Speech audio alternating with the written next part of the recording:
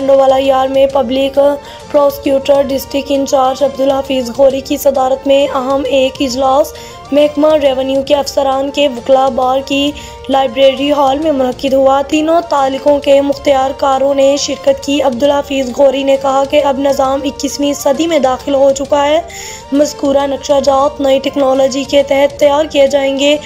अदालतों में कत्ल के मुकदमात में महकमा रेवेन्यू की जानिब से कानून के मुताबिक जाए वक़ुआ के नक्शा-जात तैयार न होने के सबब केसों में आने वाले मसाइल के हल के लिए इंचार्ज डिस्ट्रिक्ट टंडोवाला यार public prosecutor district in charge Abdul Hafeez Gauri की ज़ेर सदारत एक अहम इजलास मुनक्किद हुआ। इजलास में महकमा रेवेन्यू के अफसरान के साथ वकला बार की लाइब्रेरी हॉल में मुनक्किद किया गया, जिसमें तीनों ताल्लुकों के मुख्तियार कारों ने शिरकत की। इजलास में district incharge public prosecutor Abdul Hafeez Ghauri समेत ADPP शाहिद अली बेलोच और ADPP नेहरू लाल भी मौजूद थे। इजलास में अब्दुल हफीज़ गौरी ने महकमा रेवेन्यू के अफसरान को हदायत जारी की कि सुप्रीम कोर्ट के अहकाम के तहत टंडोवाला यार में भी मॉडल कोर्ट्स अपना काम एहसन तरीके से सर अंजाम दे रही हैं।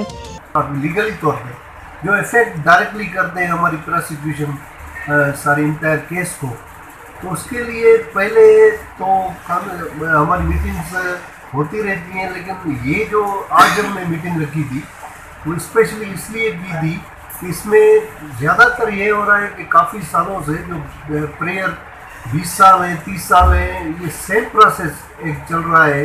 हमारे तबेदार साहबान जो स्केचेस बहुत शार्ट बना रहे हैं, डिटेल नहीं होते, उसमें काफ़ी चीज़ें सही डिस्कस नहीं होती।